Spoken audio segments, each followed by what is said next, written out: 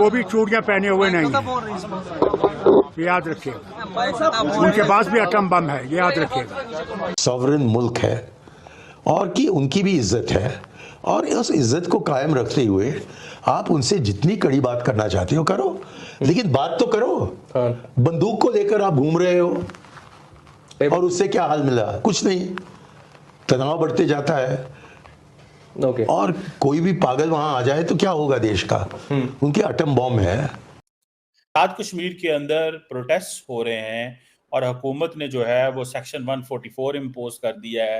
ये जो राजनाथ सिंह ने कहा था कि उनकी जो डिजायर है इंडियन गवर्नमेंट की कि आज़ाद जम्मू कश्मीर जो है उसको हम हासिल करेंगे, मेरे साहब आप कैसे देखते हैं? तो इंडिया एक बड़ा मुल्क है, हर शोबे में उसने बेशुमार तरक्की की है, बेशुमार उसकी अचीवमेंट। मेरे ख्याल में अब जवाबन उनसे ये सवाल पूछना चाहिए कि ये आप इसे मतलब निकालना क्या चाहते हैं, कि उनको इस दिन नहीं प्रोटेस्ट करना चाहिए, 11 के बजाय 12 को करें, तो फिर क्या हो जाएगा? क्या आप उनको उनके हुकूक दे देंगे? सवाल तो ये है कि वो प्रोटेस्ट कर क्यों रहे हैं। जी, अब ये आपने सुना, वैसे इसी तरह की बात उन्होंने आगे भी की है, लेकिन क्या बात मैं आपको बता रही हूँ जो उन्होंने कहा कोई पागल आ जाए हमारे यहाँ, मतलब इसके बाद उन्होंने आगे फिर पाकिस्तान की बात की और उन्होंने कहा कि पाकिस्तान के साथ भारत को बात करनी चाहिए, लेकिन एक बार फिर उन्होंने कहा कि आप सोचिए जरा कोई पागल आ जाए वहां पर और वो एटम बम को चला दे तो क्या होगा, मतलब इस किस्म की बात उन्होंने की। अब यहाँ पर पाकिस्तान में हम लोग बड़े कंफ्यूज है जी, हमें कुछ समझ में नहीं आ रहा। जय हिंद दोस्तों, भारत में आम चुनाव अपने जोरों पर जारी है, जहां चौथे चरण के लिए सभी पार्टियां जोर शोर और दमखम लगा रही है। वहीं भाजपा पीएम मोदी के 400 पार के नारे के साथ मैदान में है, तो दूसरी तरफ इंडी गठबंधन मोदी हटाओ जैसे नारों के साथ मैदान में है। साथ ही चुनाव में नए नए किस्म के मुद्दे जुड़ते जा रहे हैं और अपनी जगह बना रहे हैं। सबसे पहले राहुल गांधी के गुरु सैम पित्रोदा ने एक बयान देकर जहां हलचल मचा दी और उनको त्यागपत्र देना पड़ा। दरअसल राजीव गांधी से लेकर राहुल गांधी तक सैम पित्रोदा की बातों को और सलाहों को मानते रहे हैं और कांग्रेस की नीतियां बनाते रहे हैं। ओवरसीज दुनिया में सैम पित्रोदा को कांग्रेस का इंटरनेशनल अध्यक्ष भी बनाया गया था। सैम पित्रोदा ने जहां भारत को चीन, अरबी और अंग्रेज लोगों में बांटकर एक बयान दे डाला, जिसका नतीजा उनको त्यागपत्र के रूप में देना पड़ा। वहीं दूसरी ओर राजनाथ सिंह और पीएम मोदी के द्वारा कहे गए इस बात को कि पीओके भारत का हिस्सा है और हम इसको किसी भी कीमत पर लेकर रहेंगे, इस बयान के बाद आए एक दो बयान, जिनमें सबसे पहले फारूक अब्दुल्ला ने आगे बढ़कर कहा कि पाकिस्तान के पास भी परमाणु बम है और उसने चूड़ियां नहीं पहन रखी। दरअसल ये होना ही था। फारूक अब्दुल्ला की एंट्री के बाद जिसका सबको इंतजार था वो बात भी आ गई, और मणिशंकर अय्यर जो कांग्रेस के लिए हमेशा घातक सिद्ध होते रहे, अपने बयानों से एक बार फिर चर्चा में आ गए। मणिशंकर अय्यर एक सेमिनार में भाग लेने के लिए पाकिस्तान गए हुए थे, जहां उन्होंने फिर से वही बात दोहरा दी कि भारत को पाकिस्तान से बात करनी चाहिए। देखा जाए तो मणिशंकर अय्यर और फारूक अब्दुल्ला ने एक किस्म से पीएम मोदी को यह धमकी दे डाली कि पाकिस्तान के पास परमाणु हथियार है और भारत को उससे सावधान रहना चाहिए या डरना चाहिए, जबकि ये भाषा भारत में किसी को भी पसंद नहीं है। भारत के लोग, जन जन के लोग सभी पीओके से भावनात्मक रूप में जुड़े हुए हैं और इस बात को जानते हैं कि पीओके के बिना हमारा कश्मीर अधूरा है। इसी बात को लेकर पाक मीडिया ने खूब चटकारे लेकर मणिशंकर अय्यर और फारूक अब्दुल्ला के बयानों को चलाना शुरू कर दिया। इससे ये भी जाहिर होता है कि कहीं न कहीं पीएम मोदी के जो इरादे हैं पीओके के लिए, उसमें कहीं न कहीं हलचल है। ये तब देखने को मिला जब पाकिस्तान ऑक्यूपाई कश्मीर में 11 मई, जिसको भारत परमाणु दिन के रूप में मनाता है, उसी दिन पीओके में आज़ादी की मांग को लेकर जबरदस्त प्रदर्शन किए गए। और यही नहीं, पाकिस्तान 5 फरवरी को जिस तरह कश्मीर डे मनाता है, उस दिन भी कश्मीरियों ने भारत के समर्थन में जबरदस्त प्रदर्शन किए। वहां पे पाकिस्तान की सरकार ने धारा 144 लागू कर दी है और सभी को जेलों में डाला जा रहा है। इसी को लेकर मणिशंकर अय्यर और फारूक अब्दुल्ला जैसे पाकिस्तान के चाहने वालों में बेचैनी देखी जा रही है। अब ये मुद्दा चुनाव में कितना उछलेगा इसका अंदाजा तो हम सभी को है। पहले भी मणिशंकर अय्यर के विवादित बयान जिसमें उन्होंने पीएम मोदी को चाय वाला कहा था, उसको पिछले चुनाव में खूब उछाला गया था। आगे वीडियो में पाकिस्तानी मीडिया का मणिशंकर अय्यर और फारूक अब्दुल्ला से लेकर पीओके पर क्या कहना था, सुने। आपसे गुजारिश है कि वीडियो को लाइक व शेयर करना ना भूले। धन्यवाद।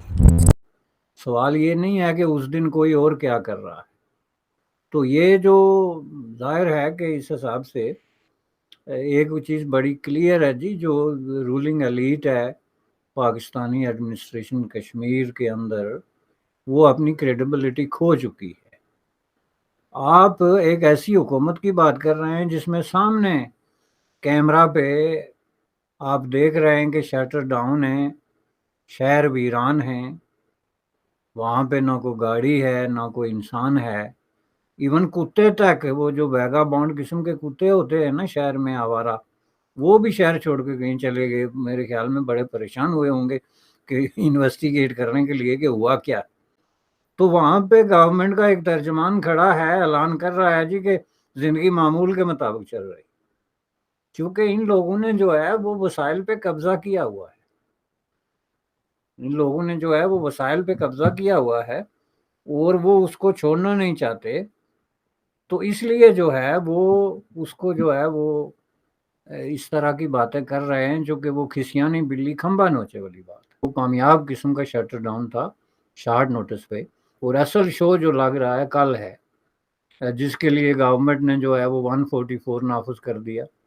अब ऑल ऑफ सडन उन्होंने आके तो जो है वो फ्रंटियर पुलिस और पंजाब पुलिस को बतौर फोर्स वहाँ पे तैनात करके तो जो है वो सेक्शन 144 नाफिज कर दिया कि किसी को भी कोई हक नहीं है कि वो सड़क पे निकले, तो जो निकलेगा हम उसको अरेस्ट करेंगे। यानी आपने उसके साथ साथ जो फंडामेंटल राइट्स हैं और जो आपकी सिविल लिबर्टीज़ हैं, जो फ्रीडम ऑफ मूवमेंट है, फ्रीडम ऑफ एक्सप्रेशन है, उसको भी जो है आपने ख़त्म कर दिया।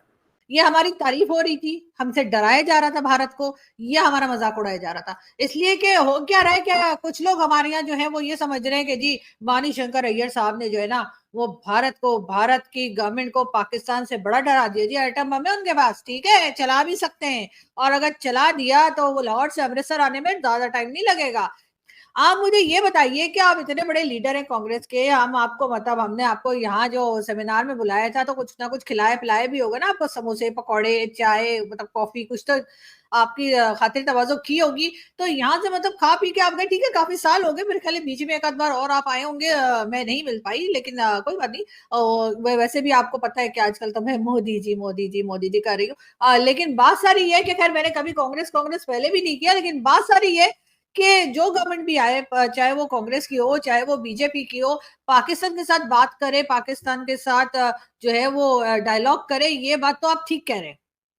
यहाँ तक तो मैं आपसे बिल्कुल एग्री करती हूँ, मैं खुद भी यही चाहती हूँ कि हिंदुस्तान पाकिस्तान आपस में बातचीत करें और जो भी प्रॉब्लम्स है हमें आपस में एक दूसरे से उसको सॉल्व किया जाए और हम एक अच्छे पड़ोसियों की तरह रहे। वो जो बंदूकें लेके घूम रहे हैं, आपने इस वीडियो में भी कहा कि बंदूकें लेके घूमने से क्या होगा, वो सब कुछ आपने ठीक कहा, लेकिन सर ये पागल आपको नहीं कहना चाहिए था हम लोगों को, मतलब हद हो गई। ये एक तरफ आप हमारी तारीफ कर रहे हैं, एक तरफ आप भारत के लोगों को और भारत की गवर्नमेंट को डरा रहे हैं कि देख लीजिए जी कहूटा में उनके मसल्स पड़े हुए, यानी हमारे मसल्स जो है सर कहूटा में पड़े हुए नहीं है, कहूटा में रखे हैं।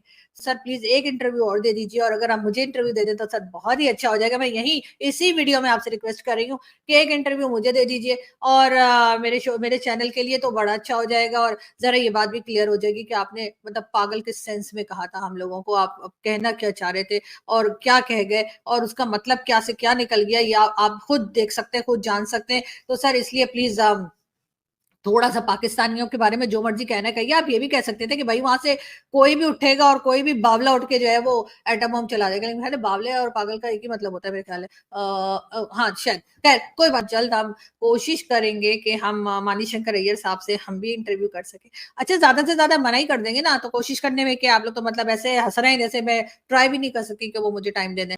आपने पाक मीडिया को सुना, जिस तरह पीओके के लोगों ने कश्मीर दिवस और भारत के परमाणु दिवस पर प्रदर्शन करके भारत से अपना समर्थन जताया, उससे पीएम मोदी की ये बात कहीं ना कहीं सच साबित होती दिख रही है कि पीओके के लोग बिना बल प्रयोग के ही कश्मीर में मिलना चाहेंगे। वहीं दूसरी ओर सेम पित्रोदा से लेकर मणिशंकर अय्यर और फारूक अब्दुल्ला जैसे लोगों के बारे में आज कांग्रेस को सोचने की ज़रूरत है।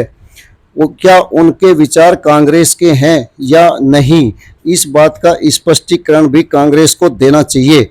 दूसरी ओर पाकिस्तानी मीडिया के चहेते मणिशंकर जैसे लोग उनको चाहिए ताकि उनको ऐसे बयानात मिलते रहे और उनका धंधा पानी चलता रहे। दरअसल मणिशंकर अय्यर हो या फिर फारूक अब्दुल्ला, ये पाकिस्तान परस्त ही माने जाते रहे हैं, चाहे इनके बयान हो चाहे इनकी हरकतें, लेकिन इनको शायद ये नहीं पता कि हिंदुस्तान की जनता इन बातों को कभी सहन करने वाली नहीं है।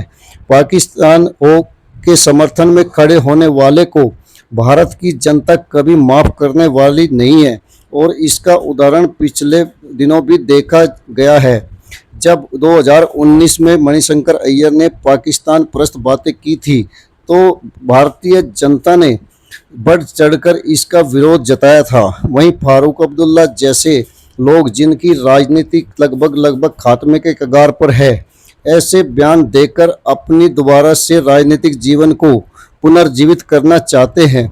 वहीं मणिशंकर अय्यर कांग्रेस के लिए जिस तरह मिसाइल साबित होते हैं वो इस बार भी होने जा रहा है, लेकिन वो सुधरने का नाम नहीं ले रहे।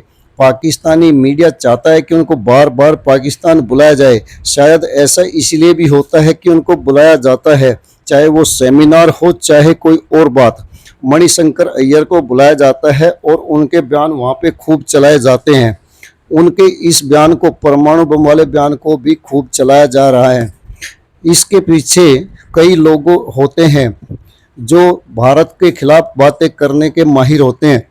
इसी को लेकर भारतीय जनमानस बहुत ज़्यादा दुखी होता है और इस चीज़ से कुछ लोगों को खुशी भी मिलती है।